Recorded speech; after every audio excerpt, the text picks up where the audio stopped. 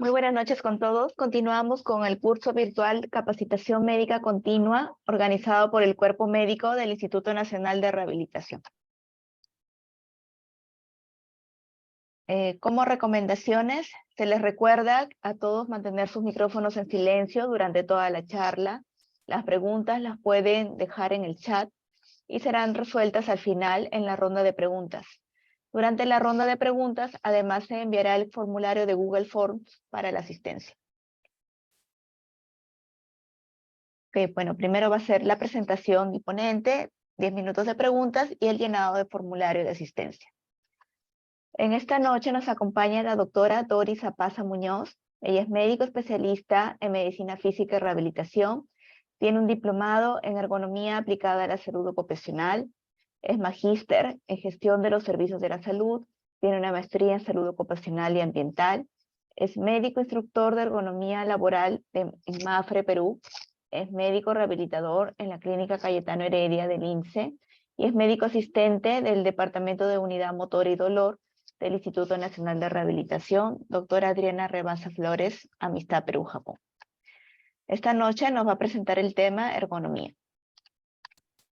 Buenas noches, doctora Maya, buenas noches a todos. Muy agradecida por la invitación del día de hoy y vamos a conversar un poquito de ergonomía para poder hacerlo lo más didáctico y lo más práctico posible. Es un tema que me gusta mucho y bueno, vamos a poder hoy día conversarlo y conocer un poco más. Sé que hay muchas cosas que nosotros manejamos, simplemente le agrego el punto de vista ocupacional.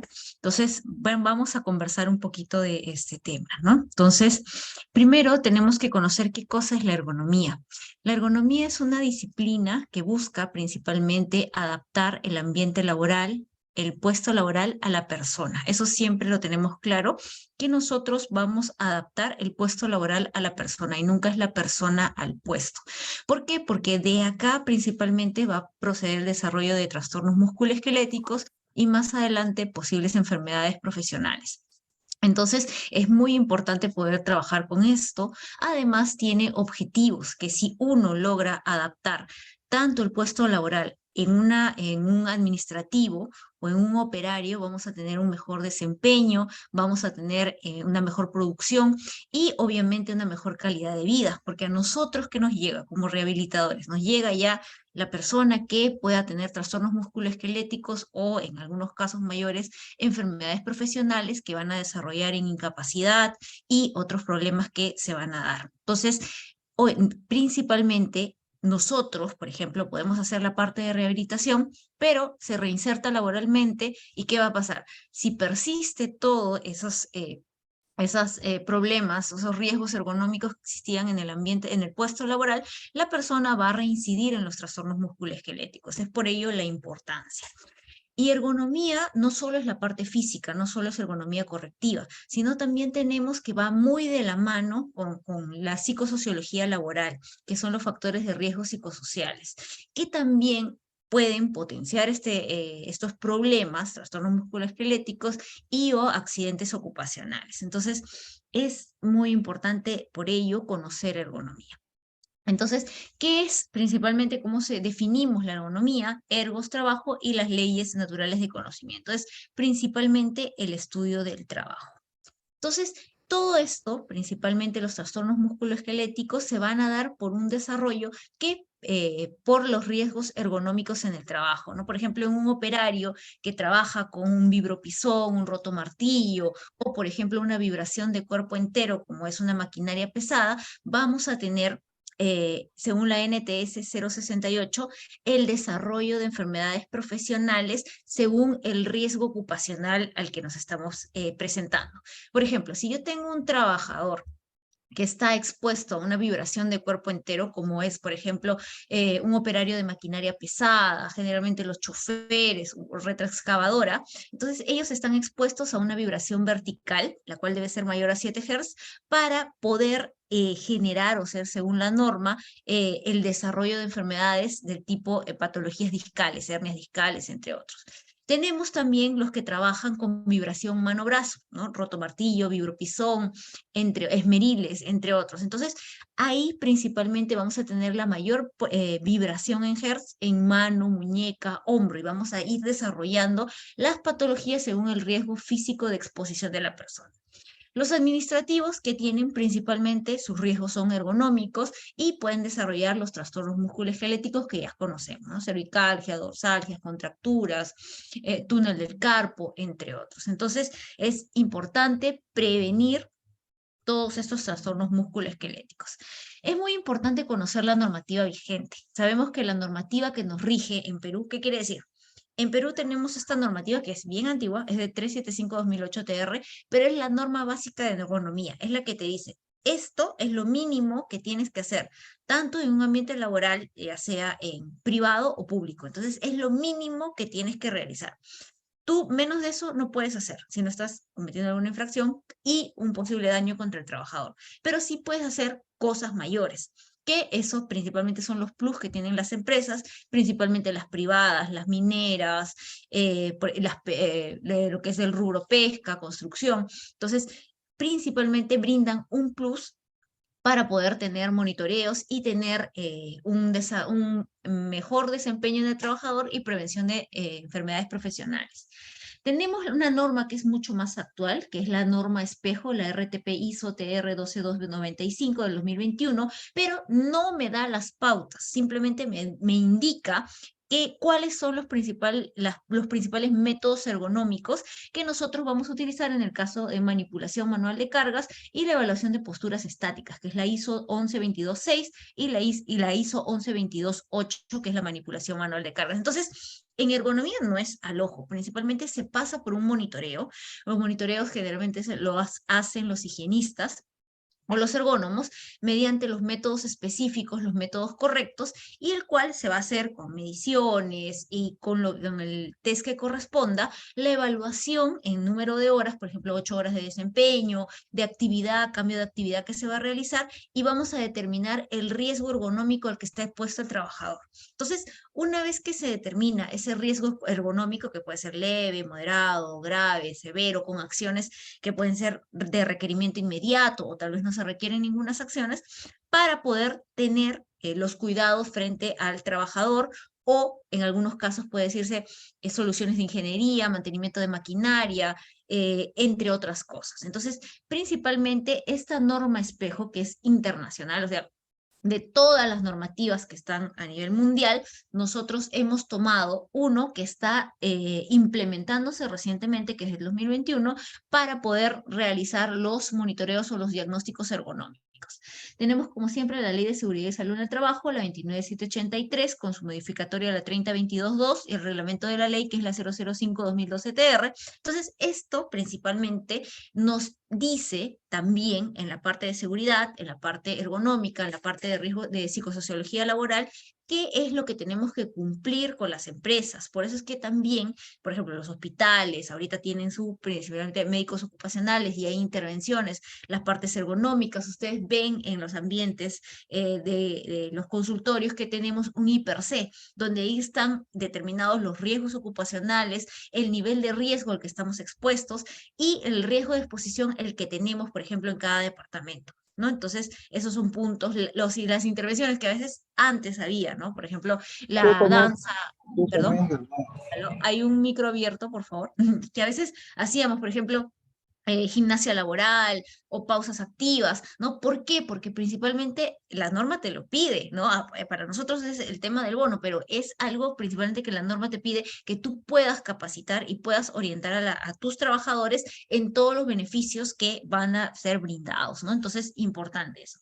Tenemos también el teletrabajo, que ya es una ley. Hay muchas empresas que están en trabajos híbridos o hay que están principalmente solo en teletrabajo, ¿no? Entonces, en ellos también, por el hecho que no estén presentes, son trabajadores, son vinculados y se tiene que capacitar a esas personas. Entonces, también en las empresas se brindan mucho las capacitaciones, o hay ahorita cursos virtuales para poder orientar en toda la parte ergonómica y la prevención de riesgos disergonómicos, ¿no? Tenemos también algunos casos que se mantienen en lo que es trabajo remoto, ¿no? Pero ya se están dejando, ya están logrando el retorno a labores, ¿no? Las normativas espejos, que estos son principalmente a nivel mundial, ¿no? Las diferentes ISO para seguridad de maquinarias, manipulación manual de cargas y también evaluación de posturas estáticas, que son muy importantes. Acá tenemos las normativas, esta es la norma base, que todos tenemos que saber, la 29783 con las modificatorias, y en cada rubro, minería, que esta es la actualizada, la 023-2017, rubro construcción, la G050, hidrocarburos, la DS043, industrias también. Entonces, cada rubro que tiene un riesgo. Cada rubro que tiene un riesgo se basa en su normativa y ellos también van de la mano con la RM 375-2008-TR. Entonces, van a cumplir principalmente según el riesgo ocupacional que tenga todas las pautas que son para diversos rubros que correspondan. Entonces, aquí está ergonomía. Ergonomía es parte de salud ocupacional, es la prima hermana de medicina ocupacional, que también se relaciona con enfermería ocupacional, trabajo social, ¿no? Por ejemplo, cuando hay accidentes ocupacionales o todo lo que compete a lo que es trabajo social, los higienistas que hacen los monitoreos de riesgos químicos, polvos, particulado inorgánico, o también riesgos físicos, monitoreos ergonómicos que van de la mano con los ergónomos, también la parte de psicosociología laboral, que también se mide, ¿no? Y también los otros riesgos biológicos, los riesgos físicos también. Psicología ocupacional, que también se encarga de la psicosociología laboral, derecho laboral, hay mucho tema de la parte de incapacidad, indemnizaciones, el SSTR, entre otros. Toxicología, ¿no? Principalmente también en lo que es los valores límites permisibles, y seguridad industrial, que es el que lidera todo. ¿Por qué? Porque el ingeniero de seguridad es el encargado, el responsable de toda la seguridad de una empresa, de una industria, y ellos dirigen y van y guían todo este proceso de salud ocupacional. Entonces, es importante conocer también por qué salud ocupacional es una ciencia multidisciplinaria, ¿no? Muy bien, entonces, ya habíamos mencionado, todo esto se relaciona con salud ocupacional. Tenemos también un punto muy importante que a mí me gusta mucho, que va de la mano con ergonomía, que es la RM 312-2011, ¿no? Que son principalmente los exámenes médicos ocupacionales.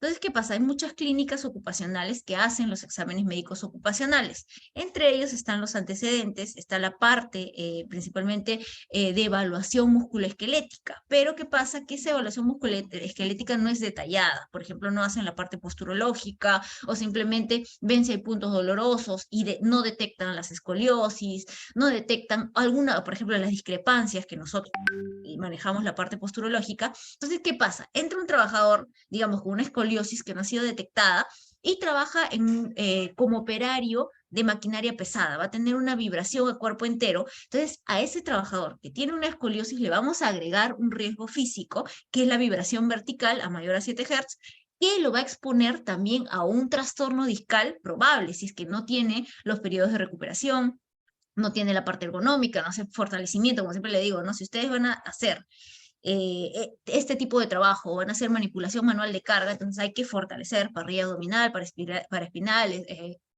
los músculos paraespinales, y realizar una adecuada manipulación manual de carga. Entonces, pero esto no es, si no es detectado desde el inicio, entonces vamos a exponer a una persona junto a un riesgo ocupacional y va a desarrollar a trastornos musculoesqueléticos y, en el peor de los casos, una enfermedad profesional. Entonces, por ello es muy importante que siempre digo, no hay que mejorar los exámenes médicos ocupacionales, porque en la parte musculoesquelética por lo menos se filtran muchos casos que son susceptibles a tener muchos problemas, trastornos musculoesqueléticos posteriores y enfermedades profesionales.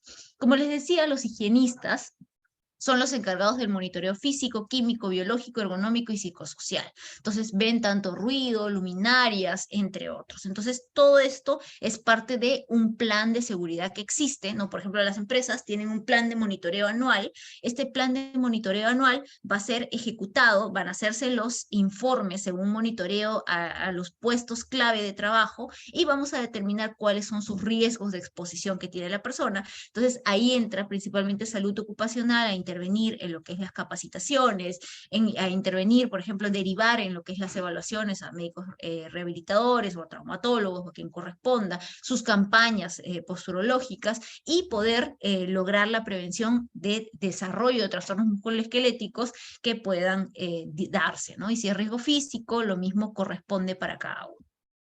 Seguridad industrial, bueno, ellos ven principales los actos y condiciones subestándar que pueden generar un accidente ocupacional, ¿no? Y condiciones ambientales peligrosas, riesgos eléctricos, electrocución, incendio, entre otros. Entonces ellos tienen mucha responsabilidad en el tema de la seguridad industrial. Entonces, habíamos hablado, ya conociendo esto, entonces la ergonomía, como les decía, vamos a adaptar el puesto a la persona. Entonces, ¿qué nos va a ayudar a mejorar la calidad de vida del trabajador, reducir los riesgos laborales, ¿no? La exposición a riesgos físicos, teniendo los periodos de recuperación, las pausas activas, entre otros, e incrementar la productividad, el rendimiento laboral, reducir el cansancio físico? Si yo tengo mi ambiente adaptado ergonómicamente, obviamente vamos a evitar esa postura, vamos a tener unas posturas correctas y vamos a prevenir principalmente algunas algias que puedan presentarse. Entonces, cuando nosotros hacemos una evaluación ergonómica, vamos a evaluar el puesto como un todo. Riesgos físicos, químicos, biológicos, ergonómicos, psicosociales. Vamos a ver también las características físicas de la tarea, ¿no? Por ejemplo, qué postura maneja el trabajador. Esta es una postura que principalmente, obviamente sabemos que está mal, tiene que ejercer fuerza, por eso va por debajo de los codos, ¿no? En mediciones que van de 5 a 10 hasta 40 centímetros por debajo de los codos. Entonces, va a ejercer un trabajo de fuerza, pero esta postura es inadecuada. Entonces, tenemos que observar las posturas, la fuerza que realiza, las repeticiones, el número de ciclos que realiza en un tiempo determinado, la velocidad, la duración, los periodos de recuperación. Aquí hay que tener en cuenta algo muy importante. Si yo hago un trabajo sedentario, haré pausas activas. Si yo hago un trabajo principalmente operativo, pensaremos principalmente en periodos de recuperación y en una menor frecuencia lo que son pausas activas. La carga dinámica, vibración por segmentos. Todo eso tenemos que verlo y los monitoreos, por ejemplo, con vibración, son con acelerómetros de cuerpo entero o acelerómetros de mano-brazo, ¿no? Y igualmente con el ruido, haremos con los sonómetros y así sucesivamente los monitoreos que vamos a realizar, porque ergonomía no solo es física, incluye también todos los puntos que están relacionados a, por ejemplo, luminaria, ruido, particulado y la parte psicosocial. También la temperatura, los que trabajan en mina, ¿no? Por ejemplo, en mina, en Arequipa, ¿no? El frío, ¿no? Principalmente el estrés por frío, o los que trabajan en la selva o en fundiciones, el estrés por calor, los golpes de calor que pueden generarse. Entonces también hay principalmente ello, y la parte ergonómica mide también lo que es las tasas metabólicas en la actividad del trabajo. Vibración de cuerpo entero, ya les había mencionado, con maquinaria pesada, las luminarias, porque si yo trabajo en oficina, tengo que tener principalmente una luminaria de 300 luxes, de 250 a 300 luxes, para poder prevenir lo que es fatiga visual y otros problemas visuales que pueden darse. Ruido también, ¿no? Si yo estoy en una oficina, más o menos la exposición en decibeles está entre 55 y 65 decibeles, pero en un campo operativo estaremos de 80 para arriba, ¿no? Entonces, por eso utilizamos tapones, orejeras o la combinación de los mismos según el monitoreo de ruido ambiental y el ruido al que está expuesto la persona para determinar cuál es digamos, si se ha hecho una solución de ingeniería, un aislamiento acústico o, por ejemplo, el uso del EPP correspondiente. Sabemos que siempre el EPP es lo último que vamos a utilizar. Primero tenemos que ver la fuente emisora de sonido, ¿no? El aislamiento acústico y, por último, la asociación que vamos a tener entre ellos, ¿no? Entonces, importante eso en conocer y tratar los peligros y riesgos de trabajo. También tiene un carácter multidisciplinario, se relaciona con fisiología de trabajo, biomecánica ocupacional, antropometría, antropología social, psicosociología laboral, higiene industrial, seguridad, ingeniería de métodos, diseños y arquitectura. O sea, es un carácter multidisciplinario, ¿no? Entonces, es muy importante ello. Para ello, realizamos mediciones, plicómetros, goniómetros, balanzas, entre otros, para poder realizar las mediciones. Hay muchos métodos en los que utilizamos bastante el goniómetro para poder realizar las mediciones adecuadas, los ángulos que son ingresados en los programas y nos va a medir el nivel de riesgos que tiene la persona. Entonces, en oficina, principalmente estas pautas ya las conocemos, ¿no? Principalmente en lo que es los reflejos, que debe estar el ideal, de manera ideal, ¿no? Eso no siempre se puede, ¿no? El escritorio perpendicular a lo que son las ventanas, la distancia al monitor, que es desde la espalda en contacto total con la parte posterior, con el respaldar, estirando los brazos, que está entre 45 a 65 centímetros, un promedio de 55 centímetros, para tener una distancia adecuada, el borde superior a nivel visual, siempre un teclado externo. Si yo tengo una laptop, debo tener un teclado externo. ¿Por qué? Porque para poder elevar la laptop a nivel visual, utilizamos generalmente un cooler, un atril, y si no, vamos a estar tipeando en esta posición, ¿no? Y que vamos a tener los problemas principales, el más común, síndrome de túnel del carpo, podemos alternar el mouse, siempre un reposabrazos para hacer los movimientos, ¿no? La silla ergonómica de manera ideal para que genere un apoyo ideal. Si no tenemos una silla ergonómica, por ejemplo, en lo que es teletrabajo, utilizamos una silla por lo menos estable, un espacio donde pueda realizarse un desplazamiento, ¿no? Entonces, estas son las recomendaciones más comunes. Tenemos que recordar que también tenemos ángulos de confort a nivel lumbar, principalmente de 0 a 15 grados, en miembros inferiores de 90 a 120 grados, en los codos también, y a nivel visual también de 0 a 30 grados. Por eso es que la computadora debe estar el borde superior a nivel visual, y siempre es mejor mirar de forma descendente evitar lo que es elevar la mirada, ¿no? Porque tenemos mayor exposición de la córnea y puede favorecer a lo que es ojo seco. Entonces, como les decía, ergonomía no es al ojo. Acá no hay nada que a mí me parece que estás así. No. Principalmente hay métodos ergonómicos que se utilizan para poder determinar el riesgo al cual está expuesta la persona. Por ejemplo, en caso de repetitividad, el más utilizado incluso en las ISOs internacionales es el checklist OCRA, que me va a medir la acción repetitiva ocupacional asociada a los miembros superiores, la repetitividad en miembros superiores. Por ejemplo, trabajos en línea de producción, que tienen que tener un movimiento, que realizan un movimiento repetitivo, que tienen números de ciclos muy frecuentes, ver cuánto de periodos de recuperación es lo que corresponde principalmente para la persona. Otro que mide repetitividad es el JSI, que es el índice de tensión laboral. Este también es menos utilizado, es un método cuantitativo, pero el checklist OCRA es un método muy completo, muy utilizado, pero también, digamos, de mayor complejidad. En relación a la carga postural, el más conocido y el más sencillo es el OWASP, pero este es un tamizaje. El OWASP es bastante práctico, lo hacemos con fotogramas, hacemos un seguimiento del trabajador que puede durar 20, 40, 60 minutos, y viendo las diferentes actividades, porque no todos trabajamos en una misma postura, hacemos otras actividades en el tiempo de trabajo. Entonces hay que valorar las diferentes actividades que realiza la persona y determinar en porcentaje cuánto realiza cada actividad. Y si, por ejemplo, la primera actividad me salió con un riesgo de un riesgo bajo, pero es un porcentaje de 20%, y la otra actividad me salió un riesgo medio, un porcentaje del 80%, entonces vamos a ponderar el riesgo para poder determinar cuál es el riesgo que tenga la persona. Tenemos también RULA, que es muy conocido, también evalúa la carga postural en miembros superiores. REVA también. El más utilizado es RULA. RULA es un método bastante práctico, no es tan sencillo ni de tan screening como es el OWA, y el otro tenemos la evaluación rápida postural, el EPR. En lo que es manejo de cargas, tenemos NIOSH. Este método también es muy utilizado. La ecuación NIOSH es bastante compleja, pero es muy bueno, principalmente relacionado a los riesgos de lesiones lumbares. Entonces, para poder determinar, ¿no?, los riesgos que tiene la persona en relación a la manipulación manual de cargas. Tenemos el método JINS, también, que evalúa la manipulación manual de cargas, pero este es un método español.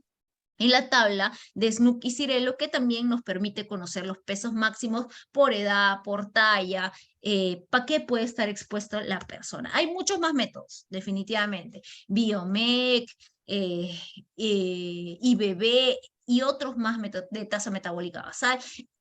Diversos métodos, pero estos son los más frecuentes en relación a la manipulación manual de cargas, en la carga postural y a la repetitividad, que son los básicos, con lo cual vamos a generar los informes y vamos a poder determinar el nivel de riesgo y dar las sugerencias.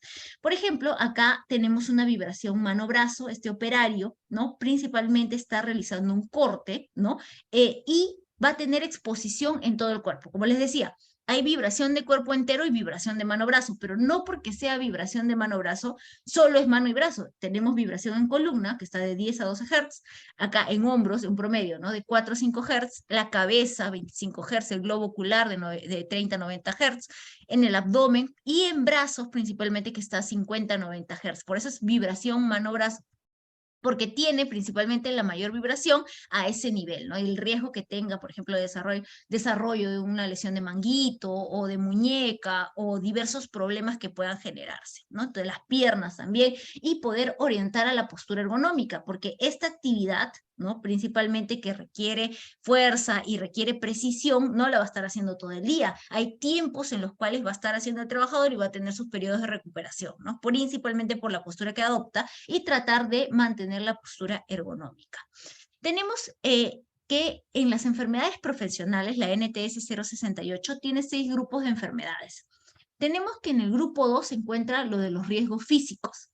Los riesgos físicos, por ejemplo, patologías discales, hombro doloroso y otras patologías, bursitis, ¿no? Principalmente que vemos que de las enfermedades profesionales son los que tienen el más alto índice de porcentaje de incidencia, tanto en el sexo masculino y en el sexo femenino. Aquí está lo que le decía. El grupo 2 por agentes físicos. Exposición a los riesgos físicos. Tenemos también otras, por ejemplo, biológicos, carcinogénicos, químicos, biológicos. No, ahí tenemos mucha menor incidencia, pero la mayor incidencia se la lleva el grupo 2, los trastornos musculoesqueléticos. Entonces, importante ello. Acá, bueno, un videíto donde hacemos una inspección de puesto, ¿no? De cómo realizar la carga, cómo se realizan los movimientos adecuados, ¿no? Y esto es lo que les mencionaba. Existe un plan de monitoreo. Todas las empresas, por norma, o sea, la norma te dice, tú tienes que tener un plan de monitoreo, porque si no, eso va a ser auditado por auditores internos, auditores externos o fiscalización laboral, como es una FIL. Entonces, tú tienes que tener un plan de monitoreos anuales de riesgos físicos, de ruido ocupacional, de polvo, gases, psicosocial, ergonómico, en algunos otros casos, por ejemplo, en comedores incluye biológicos, entre otros. Entonces, indican cuándo vas a realizar el monitoreo y quién es el responsable del cumplimiento. Entonces, los médicos ocupacionales. Pero principalmente siempre se trabaja de la mano con los médicos ocupacionales porque no tienen tal vez un conocimiento tan exacto de todas las intervenciones que se tienen que ejecutar en toda la parte ergonómica, ¿no? Por ejemplo, los que les decía, acá usamos el método RULA, hacemos principalmente la valoración de los fotogramas, vamos a aplicar, ¿no? Mediante goniometría y poder determinar el riesgo al que está expuesto el trabajador, ¿no? Por ejemplo, acá tiene riesgo alto principalmente y se pondera también el número de tiempo que realiza la actividad, ¿no? Entonces tenemos acá en los informes, ¿no? Que el corte de varillas tiene un riesgo alto, pero en otros hicieron la evaluación de fotogramas y salió riesgo medio, entre otros, ¿no? Muy bien. Entonces, como les decía, ergonomía va siempre de la mano de la psicosociología laboral. Hay muchos accidentes ocupacionales que se da por la carga laboral. Por ejemplo, en la parte de construcción, y lo he vivido porque también he trabajado como médico ocupacional en la parte de construcción, es muy fuerte la parte de psicosociología laboral. ¿Por qué? Porque en una obra hay picos donde la obra está fuerte, ¿no? Y hay bastante trabajo, pero cuando la obra empieza a caer, empiezan a despedir personal. Entonces, ahí hay el temor, me van a despedir, me van a sacar, y ocurren muchos accidentes que probablemente algunos puedan ser planificados para que no sean despedidos, aunque no lo crean, que suene fuerte, pero es real. Y otros que por el miedo a estar pensando me voy a quedar sin trabajo, se producen accidentes ocupacionales. Entonces, la parte psicosocial es también muy importante, hay mucho moving laboral, el acoso, o por ejemplo también el acoso sexual que se denuncia a los comités, ¿no? Entonces, importante poder conocer la parte de psicosociología laboral y la carga mental. Tenemos también, por ejemplo, en el trabajo remoto o en el teletrabajo, ¿no? Principalmente en el trabajo remoto, cuando alguien, por ejemplo, no manejaba las TICs y había que conocer el Zoom, diversos métodos que utilizamos en las TICs para poder trabajar y generar un estrés adicional. Iniciabas tu trabajo a una hora de entrada, pero no había una hora de salida. Entonces, principalmente la carga mental a la que está expuesta la persona, la cual, si no se maneja de una manera adecuada, puede generar estrés, ansiedad, depresión, suicidios, entre otras cosas, ¿no? Tenemos también la carga organizativa, las jerarquías, las actividades que va a realizar cada trabajador, las relaciones sociales y la gestión de tiempo. Es muy importante siempre conocer la gestión de tiempo. Hay muchas empresas, por ejemplo, hablando del rubro construcción, tienes que presentar una obra, ya, incremente en un determinado tiempo, incrementen los turnos laborales. Hay personas que trabajan de noche, trabajan de día, ya, efectivamente ganas más, pero ¿qué pasa? Que en los trabajos de noche los ritmos, los biorritmos son distintos. Entonces, la persona que ha trabajado, digamos, operando una maquinaria de noche, ¿no? Entonces, ¿qué va a tener? Va a tener un riesgo de somnolencia, o, por ejemplo, un peón puede producirse un accidente. Había muchas caídas en zanja, se volteaban los volquetes, entonces es un riesgo, por algo son actividades de riesgo, ¿no? Entonces, ahí hay que activar el SSTR y todos los demás. Entonces, principalmente, los riesgos psicosociales entran y se trabaja mucho, se hace evaluaciones con lo que es el ISTAS 21, el COPSOC, ahorita en Perú tenemos el ISTAS, el COPSOC en sopas, entonces que se está ya principalmente validando para poder ser aplicado en Perú. Entonces siempre hay que ver también la parte ambiental, ¿no? Los aforos, ahorita por el tema del COVID, ¿no? Ver el tema de los aforos, las personas, las luminarias, el control del ruido, la ventilación adecuada, ¿no? Tenemos también siempre que trabajar la postura estática, esto ya lo conocemos, pero ¿qué nos dice la norma? Cada 50 minutos de un trabajo, de una postura estática, por ejemplo, un administrativo, 10 minutos de pausas, no necesariamente pausas activas, sino pausas laborales, pararnos, caminar. Sí recomiendo, por ejemplo, si has estado durmiendo, hablando de las ABDs y de higiene postural, has dormido entre un promedio de 5 a 8 horas. Sabemos cómo debemos dormir de manera adecuada, pero cuando te levantas tienes que romper esa postura estática, principalmente realizas tus pausas activas. ¿Yo qué les recomiendo? Aparte de hacer su actividad cada 50 minutos, una pausa determinada o un cambio de puesto laboral, yo trabajo sentada, ahora adapto mi puesto para trabajar de pie. ¿Qué más puedes realizar? Yo les recomiendo aparte realizar ejercicios de fortalecimiento. Si son operarios, entonces ejercicios o actividades que puedan fortalecer principalmente la parrilla abdominal, los músculos erectores de columna, el fortalecimiento de cuádriceps, entre otros diversos ejercicios que lo vas haciendo de manera de pausas activas, pero vas generando un fortalecimiento en tu cuerpo. Entonces, importante también trabajo eso. Si es un trabajo de operario, importante los periodos de recuperación. Entonces, esto principalmente ya lo conocemos. Incentivar, por ejemplo, acá en este video, estábamos con los trabajadores que iban a hacer un acarreo, que es levantamiento de bolsas de cemento. Primero teníamos que hacer estiramientos, calentamientos, y luego que puedan hacer el levantamiento de esa carga, esa manipulación manual de carga, que ellos son trabajadores entrenados, ¿no? También hacer principalmente la valoración ergonómica y antropométrica en el puesto laboral, adecuarlo de manera adecuada, orientarlos en las posturas, conocer cuáles son las posturas inadecuadas, ¿no? Y evitarlas, ¿no? Por ejemplo, este dibujito es muy didáctico, ¿no? Por ejemplo, acá se está sentando con la lumbar, tiene flexión de columna cervical, está teniendo una hiperflexión una hiperextensión de muñeca, ¿no? Las piernas cruzadas, ¿no? Y va a generar, la mala postura va a generar principalmente problemas, ¿no? Esta es una imagen que está en la RM 375-2008-TR, donde acá hay una hiperflexión dorsal, cervical, tenemos los pies colgando, mayor riesgo de insuficiencia venosa, simplemente hace una adaptación con la silla ergonómica y tenemos una postura ergonómica adecuada, ¿no? El puesto que todos quisiéramos, solo que la distancia visual no apoya, ¿no? Y también trabajamos mucho la parte de fatiga visual. Todos sabemos que a partir de los 40, entre 40 y 50 años, todos vamos a desarrollar la presbicia. Entonces, cada 20 minutos de exposición frente a un ordenador, debemos hacer pausas visuales. Entonces, principalmente, ¿no? Miradas extremas para trabajar los músculos oculomotores, ¿no? 5 segundos a la derecha, 5 segundos a la izquierda, arriba, abajo, diagonales, ¿no? Cubrirnos los ojos 30 segundos sin apretar, mirar a la distancia, el punto más distante que podemos y luego mirar por 20 segundos, luego por 20 segundos vamos a mirar un punto cercano. Entonces, ¿qué nos ayuda principalmente a trabajar el músculo ciliar y retrasar en algo, ¿no? Lo que en algún momento va a ser la presbicia, ¿no? Entonces, importante eso. También cuando hacemos manipulación manual de cargas, los orientamos en levantamiento de carga correcto, ¿no? Trabajar en equilibrio, aprovechar la tendencia de caída, el impulso, la elasticidad de los materiales, ¿no? El empuje, entre otros. Entonces, todo esto es puntos importantes.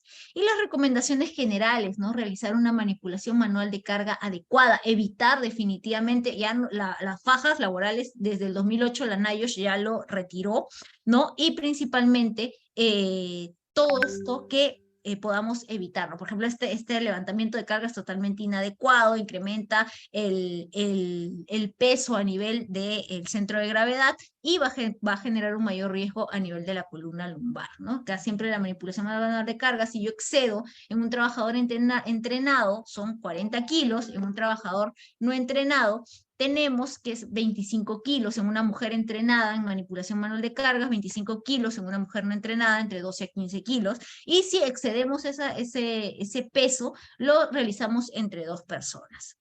Si trabaja, por algún motivo, tiene que realizar esta actividad, obviamente que no va a ser por periodos prolongados, realizaremos los estiramientos, ¿no? Principalmente que corresponden. En un tarrajeo, no hay otra forma de realizar esa actividad de tarrajeo. Sabemos que principalmente las actividades deben ser por debajo de los hombros y por encima de la cintura. Pero en el caso de tarrajeo es una actividad que no se puede realizar de otra forma. Entonces, trabajaremos con los periodos de recuperación y los estiramientos adecuados que nos pueda favorecer a prevenir lesiones en ese caso, ¿no? Por ejemplo, en el caso de posturas de pie, manipulación principalmente de actividades que vamos a realizar, si necesito una actividad de fuerza, serán principalmente a partir de 5, incluso hasta 40 centímetros por debajo de los codos. Una actividad simple a nivel de codos y una actividad de precisión siempre es por encima de los codos. Tratar de trabajar con el cuerpo lo más pegado, con la mesa de trabajo lo más pegada al cuerpo y evitar obviamente estas posturas que nos generan un mayor riesgo ergonómico en el puesto laboral. Utilizamos un reposapiés, alternamos la postura, ¿no? Las mesas de trabajo, si es un trabajo de fuerza, se recomienda entre 75 y 85 centímetros de altura de la mesa, un trabajo ligero entre 85 y 95 centímetros, un trabajo de precisión, como mencionábamos, por encima de los codos, entre 95 a 110 centímetros. Entonces, bueno, eso es todo lo que quería conversarles. No sé si habrá alguna duda, pregunta para poder responder sus dudas. Acá veo algunas preguntas en el chat. Okay. Muchas gracias, doctora Paza, por la excelente ponencia. Nos ha abierto bastante las ideas con respecto a ergonomía. Incluso no sé si nos podría mandar ese dibujo de los ejercicios visuales, porque de verdad que en mi caso yo no sabía que esos ejercicios podía hacer, ¿no? No, Entonces, sí, es muy importante. Siempre trabajamos con las empresas esta parte, porque todos vamos a hacer en algún momento presbicia, ¿no? Entonces, es importante conocer esto y cada 20 minutos no necesariamente hagas todos los ejercicios, pero el principal que tienes que realizar es el de mirada a distancia, 20 segundos, mirada cercana, ¿no? Y para poder trabajar el músculo ciliar. Y ya en tus periodos por ejemplo, al inicio de la jornada, en medio de la jornada, al final de la jornada, puedes hacer todos los ejercicios globales. Y lo que más me gusta, por ejemplo, es iniciar mi actividad con una pausa activa y de fortalecimiento durante mis periodos de descanso. Entre paciente y paciente me doy un ratito de hacer algún ejercicio de fortalecimiento y un estiramiento. Entonces, con eso vamos a lo principal para poder mantenernos, la masa muscular, entre otros, ¿no? Entonces, y si son principalmente personas que van a realizar manipulación manual de carga, ellos tienen que tener toda, como sabemos, ¿no? La parrilla abdominal fortalecida y todo lo que corresponde para prevención de trastornos musculoesqueléticos. Muy bien. Muy bien. ¿Alguna duda, pregunta? hay un comentario de la doctora Koch, que es en función a los tiempos que están acortados y los constantes números de pacientes que tenemos. En función de eso, ¿cómo recomendaría o cuál es la recomendación? Igual en dolor en el departamento que usted está, igual tienen gran número de pacientes, entonces, ¿cuál sería la recomendación? ¿Cada cuánto tiempo Siempre, deberíamos o sea, hacer una pausa? es muy importante. Tenemos un área de salud ocupacional, ¿no? Potenciarla. Ese es uno. Dos, mucho en salud ocupacional es tu autocuidado. Yo te enseño y tú te das tus tiempos. Yo sé que hay un montón de pacientes, pero puedes darte, aunque sea unos 5 minutos, de la norma te dice 10, pero unos 5 minutos para ti, porque mucho es en salud ocupacional todo tu cuidado. Nosotros, por ejemplo, orientamos a los trabajadores de exposición a ruido, de las hipoacusias, y le puedes dar todos los EPPs, pero si la persona no está concientizada de utilizarlo cuando nadie lo ve, no lo va a hacer. Igual pasa con ergonomía. Los capacitamos, tienen el conocimiento, pero hay que tratar de, si no se puede cada 50 minutos, por lo menos realizar esas pausas, pararnos y, por ejemplo, antes del almuerzo, sí, mis pausas activas completas o los fortalecimientos que corresponden. Y como les decía, no hay tiempo a veces para hacer todas las pausas activas, pero podemos hacer un desplazamiento, parar o cambiar alguna postura de trabajo, ¿no? Entonces, mucho es la parte del autocuidado, ¿no? Entonces, eso, y también podemos conversar, ¿no?, con el área de salud ocupacional para potenciar un poco la parte ergonómica, ¿no? Uh-huh. Muchas Muy bien. gracias. La doctora Mari Carmen Rodríguez tiene una pregunta. Doctorita. Sí, hola, ¿cómo estás, Doris? Bueno, primero felicitarte, muy Gracias. claro, muy didáctico. No pude ver las diapositivas porque estaba manejando, pero quería preguntar en relación a los ejercicios respiratorios y su relación con el tema de ergonomía. No puedo hacer ejercicio de estiramiento. ¿Puedo reemplazarlos con ejercicios respiratorios? ¿Son complementarios o no? Claro, o sea, en realidad siempre cuando haces pausas activas va con ejercicios respiratorios. Pero como les decía, si no te da tiempo de hacer la pausa activa, tienes que hacer alguna pausa. Por ejemplo, llevar alguna historia, pararte y hacer una pausa, aunque sea de unos minutos o aunque sea unos segundos, pero poder realizar tu cambio postural que rompa esa postura estática. O sea, yo no puedo estar en esta postura las 6 horas de trabajo. Tengo que romper la postura estática en algún momento, que sea pararme a los servicios, caminar, desplazarme, llevar una historia, cambio de postura, tratar de alguna forma romper la postura estática, que es la que nos va a generar contracturas o mayores problemas de trastornos musculoesqueléticos, ¿no? Y conocer la postura adecuada, ¿no? Entonces, si trabajo con una laptop, ¿no? Por ejemplo, dentro de todo, ¿no?, están adaptadas en la medida de lo posible, lo más ergonómico posible. Sí, yo sé que hay temas con las sillas y todo eso, ¿no? Pero eso es un tema que se puede manejar o solucionar, ¿no? Pero si tú conoces todas las pautas que tienes que tener, vas a tratar de realizarlas lo mejor posible para poder prevenir, ¿no? Por ejemplo, hay algunos puestos de trabajo que tienen escritorios en B, no acá, en otras empresas, y trabajan acá y luego trabajan acá. Entonces ahí genera una torsión de tronco, que eso va a favorecer a un cizallamiento y un trastorno discal, ¿no? Entonces hay cosas que si nosotros las conocemos, vamos a prevenir y también es parte de nuestro autocuidado. Entonces es importante poder ponerlas en práctica y ver cómo las estrategias que hacemos para que uno esté bien. Doctora, pero tampoco no voy a estar los 10 minutos de descanso, ¿no? Por lo menos aunque sea un minuto y rompo la postura estática, ¿no? Y ejercicios respiratorios también es importante, ¿no? Los podemos realizar. De alguna forma tenemos que romper el tema de la postura estática, ¿no? Uh-huh. Muy bien, ¿alguna otra duda, pregunta?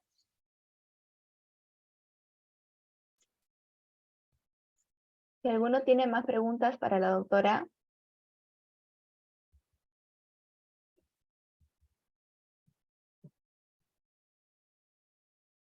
Muy bien, sí, bueno, si no hay más preguntas, queremos agradecer al nombre del cuerpo médico y brindar ese certificado de reconocimiento a la doctora Doris Apaza Muñoz por su excelente exposición, realmente bastante didáctica, y bueno, nos ha abierto varios conocimientos, ¿no?